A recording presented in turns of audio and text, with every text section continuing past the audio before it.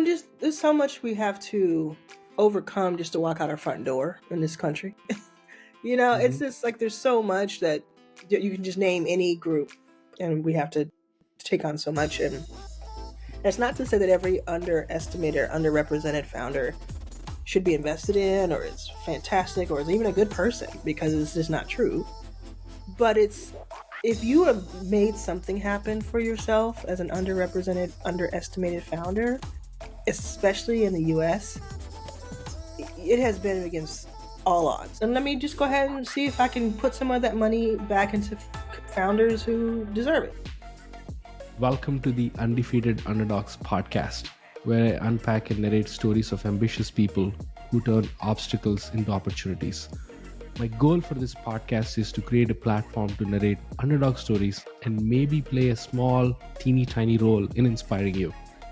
I intend to highlight the underdog mentality and make authentic conversations with people who play the long game, take action with a chip on their shoulder, and convert obstacles into opportunities.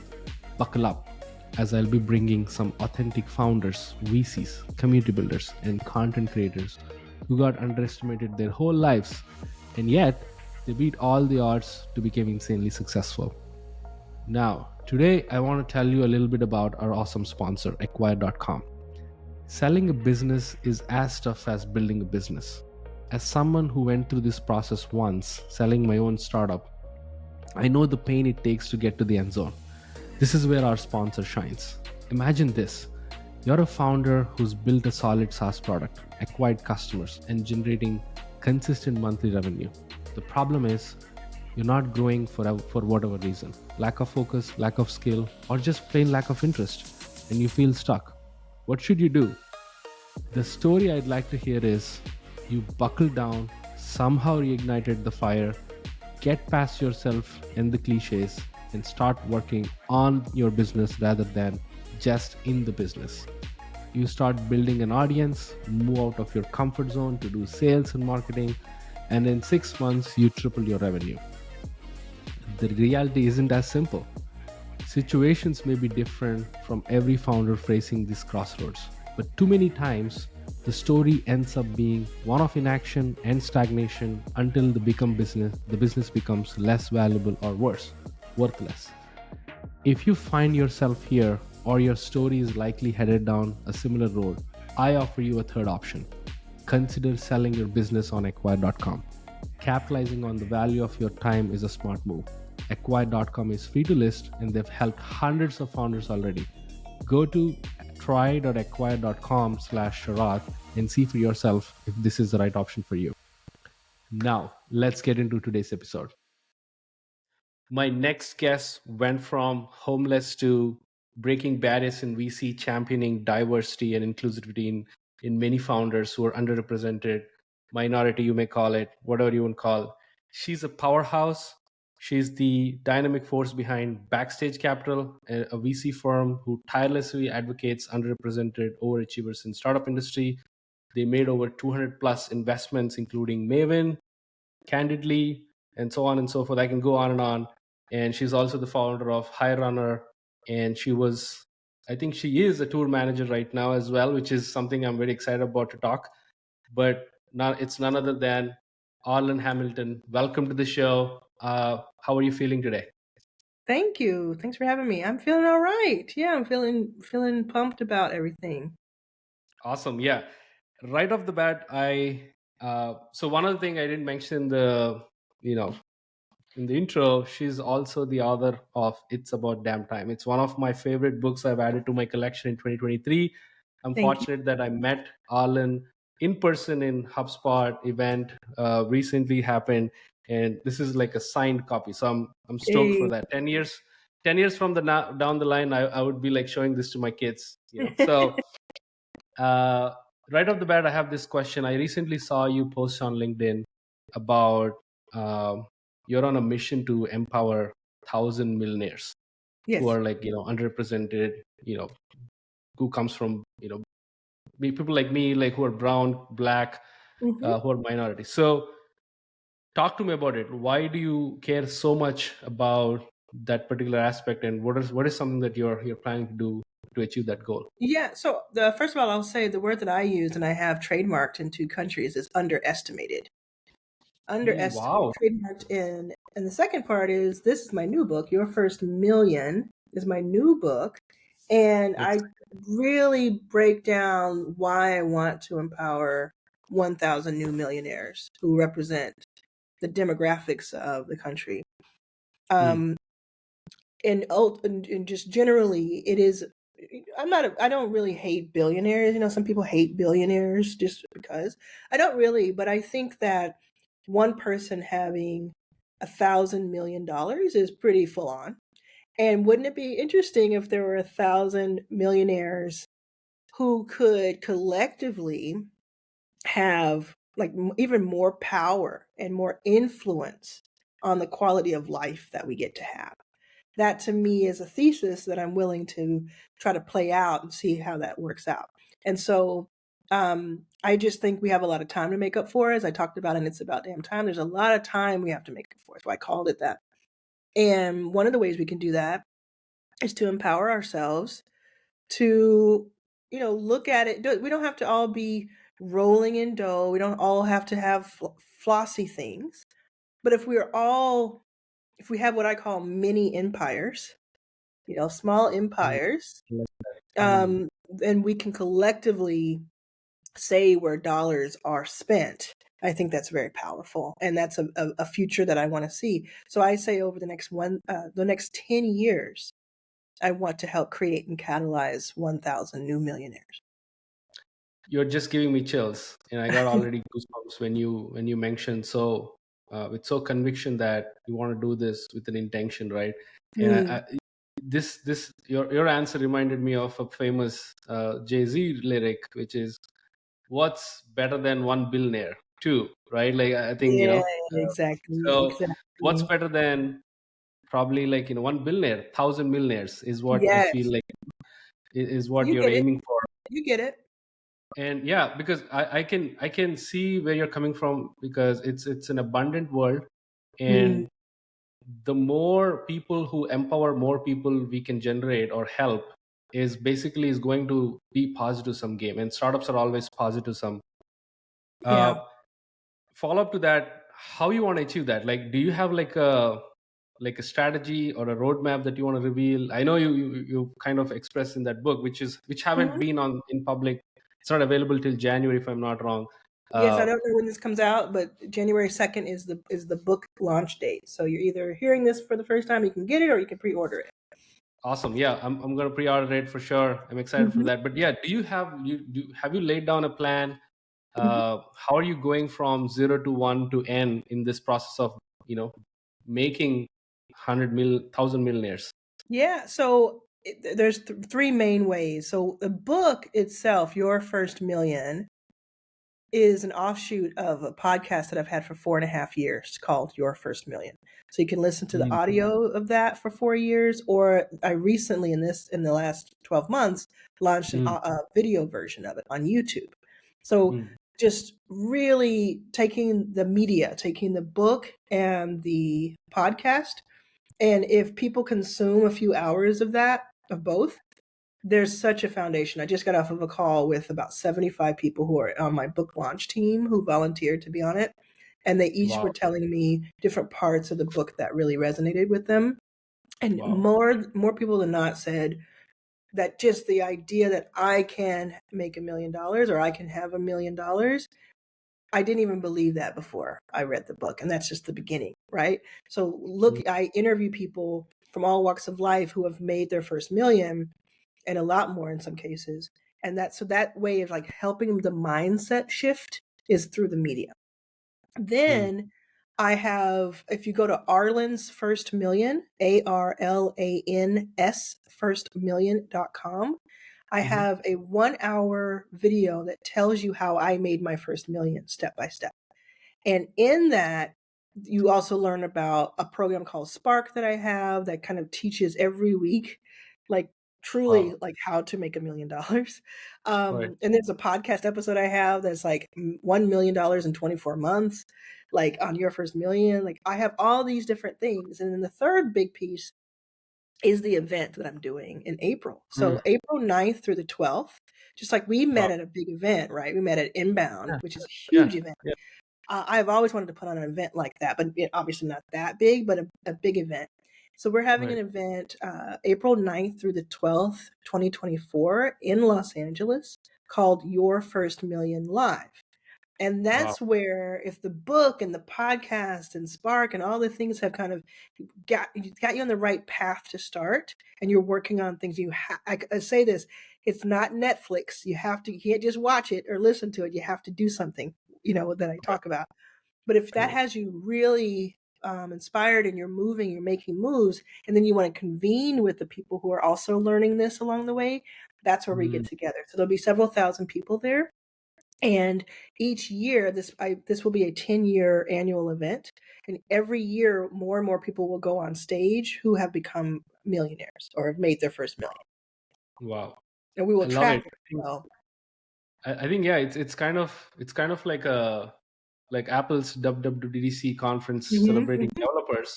We're kind Yes. of celebrating millionaires who are in the making, who are Yes. manifesting to become one, and Yes. who wants to get inspired from. I like the community angle as well, because it's not just you're broadcasting this book and saying, hey, you can do it, but Mm. let's also gather together and show each other, like, brotherhood, or whatever you want to call, like that camaraderie, where Mhm. we all can win together. So I like, that's why I was very fascinated about when I met you, is that you're such a warm person to like really approach, and because you're egoless, you've came from level zero, the drill and the struggle, so you know how people uh crave about, like, authenticity and all that. So that's why that really attracted me, and I appreciate you for for welcoming me, and being on on the show today. I love that I'm rooting for you all, and probably what I'm manifesting is I will be probably like the one of the 1,000 millionaires. Yes, I'm that's what I want. UBS, the wealth management company, says that in 2027, there will be 86 million millionaires across the world. That's, wow. a good solid 3 or 4 years from now. I believe that a lot of people who attend Your First Million in April will walk Mm, across the stage on 2027 as millionaires who weren't. I love it. really, really believe that. Wow, I love it. Talk to me about like this belief, right? Like, and I think when I met you, I asked this question about, hey, where did you find the belief in yourself when you were struggling to find a roof? And you've kind of elaborated in the book as well. In It's About Damn Time, but I want to hear from you personally. Where do you find the belief even till today? You're actually Yeah. shooting stars even till today. You're not stopping, right? For a Yeah. homeless person, getting a home is shooting a star, and from Mm. there you're shooting another star. So now you want to make 1,000 millionaires, which is like another ambitious thing. So where do you Yeah. find this belief? It feels very natural progression to me. It's that I continue, like I started wanting to build Backstage Capital, the venture fund that has now invested in 200 underestimated Mhm. founders. I started that with the understanding that there are so many of us who have been overlooked and Mm, undervalued and underestimated.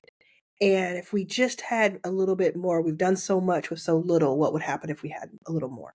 That was the mm, thesis, right? And mm, then, it would have been a dream come true to just be able to do that. I said I wanted to invest in 100. In 2014, I said I want to invest in 100. People laughed. Now we've invested in 200. So right. having done that, I've seen thousands of companies. I've seen ups and downs. It hasn't always been nice, right? It's been some really rocky road, but I've seen it. And what I get reminded of every single year is just like how amazing people are. So you say you're rooting for me. I'm rooting for all of us. I'm rooting Mm, for you. I'm rooting for you to be on that stage. I'm rooting for you, for this podcast. I'm rooting for the people listening to the podcast. And so that gives me the fuel every single day. Because if it mm, were left up to me and it was just like, oh, what could I gain from this? I don't think I would have been able to get off of the floor of the San Francisco airport. I don't think I would have had the fuel, or the inspiration to. I would have been really depressed. But I was thinking, oh, I wonder what will happen if I can make this work. So like what Wow. would happen for other people?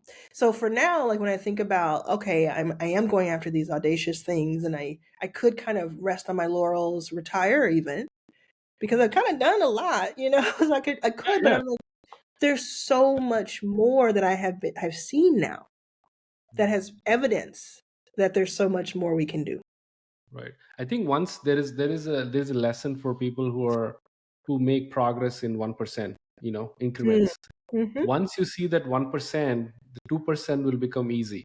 Once you see Yeah. the 3%, 3% becomes reachable and easy, right? I think one of my favorite personal heroes of mine is Lisa Nichols. She was on this show called Impact Theory by Tom Bilyeu, and she Mm. was she was like this incredible person. She was single mom. She also struggled a lot in the beginning, and she makes sure herself that she will reach her goals. Yeah. And she believes in one thing, which actually gives me chills even now talking to you, is that if something you can imagine vividly in your brain, that is reachable within, Yes. in physicality, in reality. So it's just a matter of time, matter of effort, matter of, like, opportunity and all that. So you remind me of her in a Yes. way.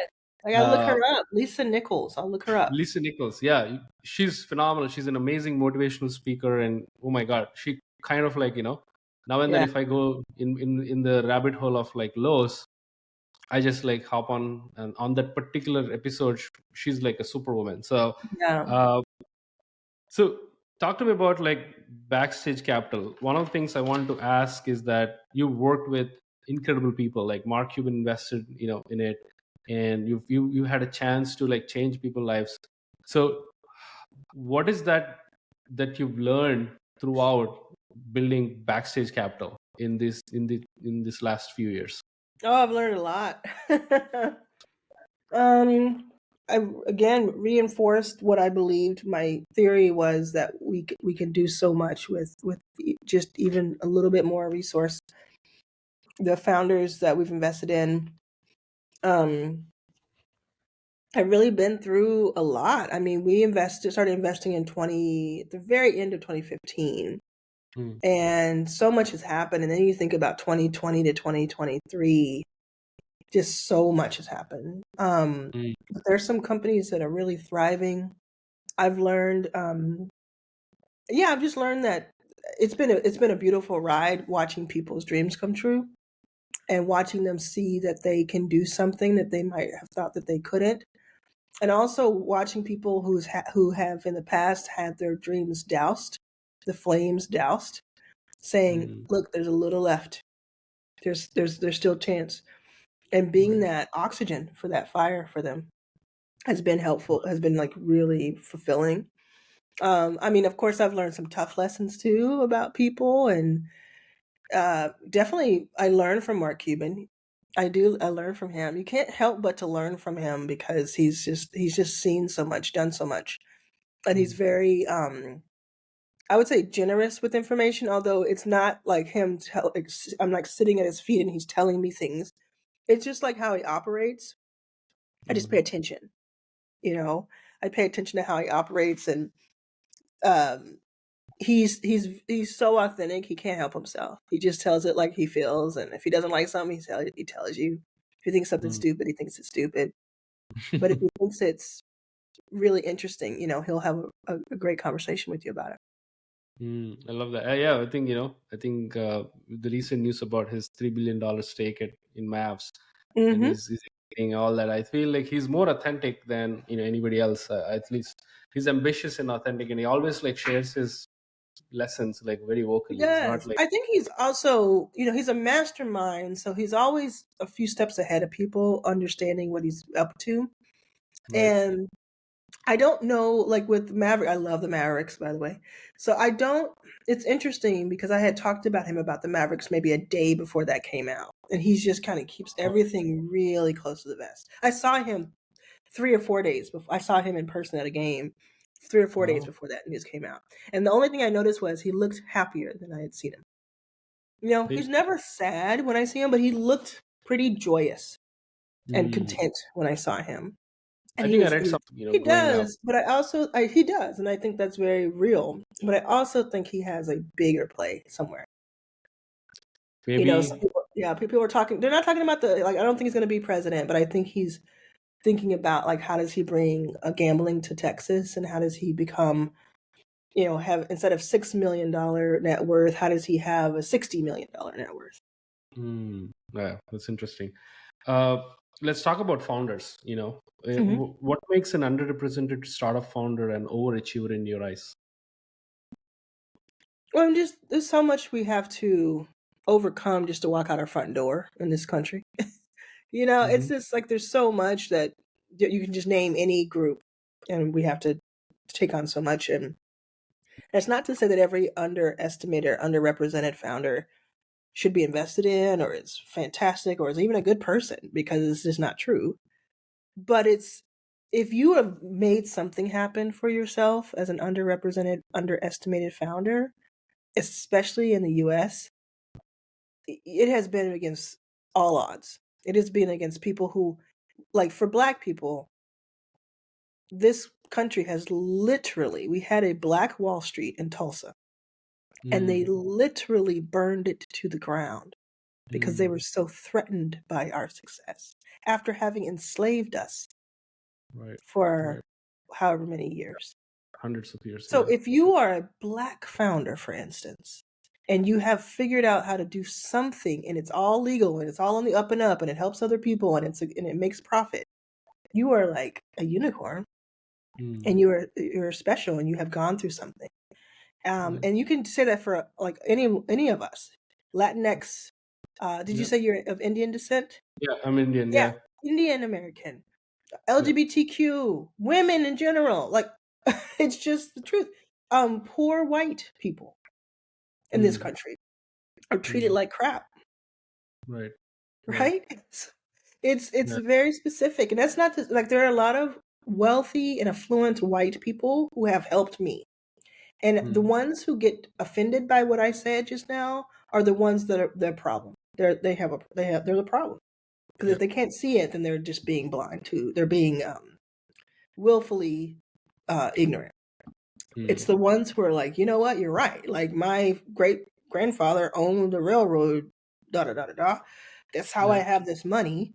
So let's not mince words, and let me just go ahead and see if I can put some of that money back into founders who deserve it. How about that? yeah, How about we yeah. don't get so swept up in our ego and our oh I it wasn't me who had slaves. Okay. Okay, Mm, great. Great. So then you agree, then that's not fair. So let's all work together on that. yeah.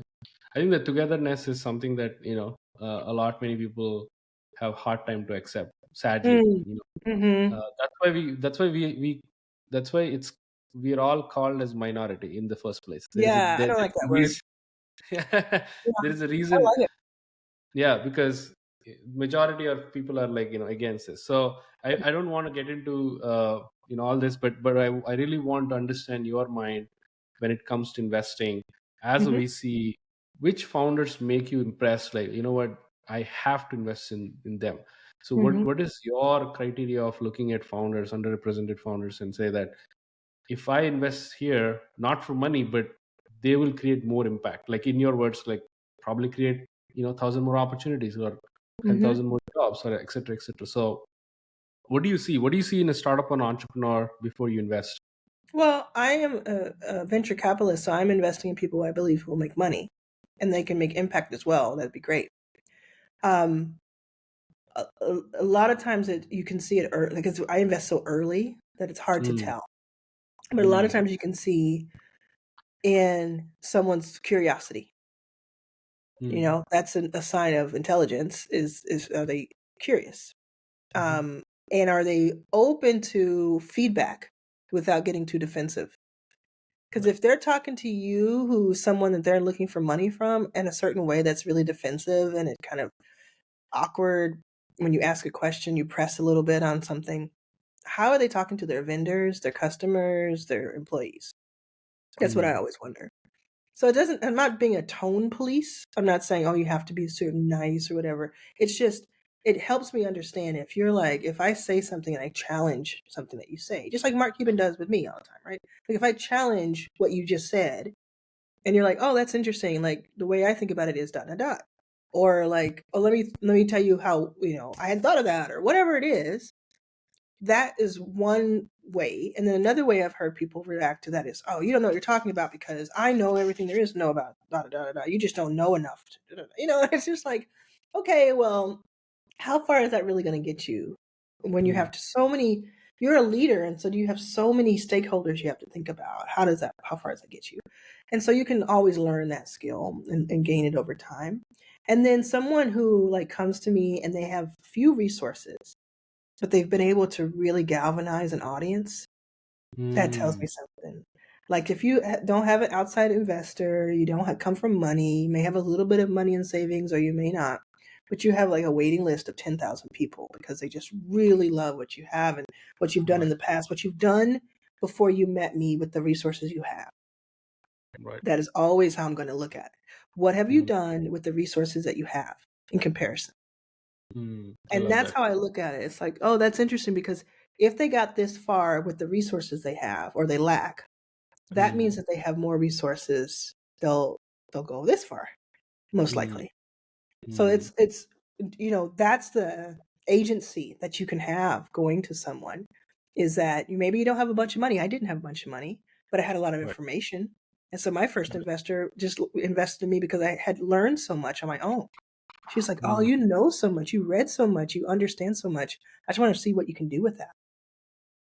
Love that. And talk to me about the economics, right? Like, I think you've talked about the mindset of a founder. Talk to me about like the ideas you invest. You said you were very early. What ideas excites you, or like makes you Oh, think? that changes. That really does change over time. And unfortunately, we don't have a ton of time left to discuss, Yeah. but it does change. Right now, I would say because at 43 and working on Backstage for a decade, what it really takes is like, I say, could I do that on my own if I had a decade to do it? Because if I could not do it in a decade, that means that it's really something special. It goes back to your impact question. And it Mm. means, oh, I can live through you though. I can Right. collapse time through you. Awesome. Last question. I know we are 1 minute away. How has your philosophy about investing changed since you started Backstage Capital? It hasn't. It hasn't Okay. changed. It's been reinforced. It's been. If we have done so much with so little as underestimated people, Mm. what would happen if we had more? That's awesome. Same as 10 I years ago. That's awesome. One more question because I still have time. What advice would you give for people who are right now in tough times? So I am personally in a tough time right now. I got laid off last week from my Mm. day job. I have my pregnant wife who's like Oh 20 feet, no. 25 weeks, and I have Hmm. like this house closing. So I'm asking this for myself. What Hmm. advice you give me who are going through tough times, like generally? Think long term. Get yourself out of bed as quickly as you can and out of a tough mindset, and you can almost do anything. Whatever skill you have, what is your skill? Like, what is your profession? I'm a community builder. I'm a founder myself. What Marketing, brand. sort of job were you laid off from? I was a head of community at an early stage startup recently. Yeah. Hmm. That's a talent that a lot of uh, entrepreneurs need, but probably even better for you short term that a lot of recently venture backed companies need. Mm-hmm. So, what I would say is go to, I know you're asking in general, but I'm saying specifically, go to Yeah. different funds, tell them Right. what your skill is, tell them like your situation, tell you were laid off recently, you have a baby on the way. And so Mm-hmm. you are in a position, they're in a position where they have a little leverage. And the thing that you normally would charge X for, you're going to actually charge Y for. Mm. But what you can do is like a 3 month consultation with them and then get a couple Mm. of those and then kind of bring that in. You can Mm. also, if you want to spin up a course real quick, Amy Mm. Porterfield, look at the Amy Porterfield interview that I did on YouTube on Your First Mm-hmm. Million. and Mhm. Danielle Leslie, both of them. Danielle Leslie and Amy Porterfield will teach you how to create a course really quickly and then Mm. sell that course Mm. online. And it sounds like something that you would be really good at. And it could be Mm. about community. So maybe they can't afford to hire you, an Right. entrepreneur, but they can Right. pay $100 to hear you talk about how to Sure. build your community in 90 days or less. Yep. Yep. Love that. Arlan, this has been a pleasure. Appreciate you for joining. I would love to stay in touch. And, for listeners, you know where to find Arlan. She's a powerhouse. So let's all root for her for this big Thank ambition you. that she's chasing. And that's a wrap. Cheers, guys.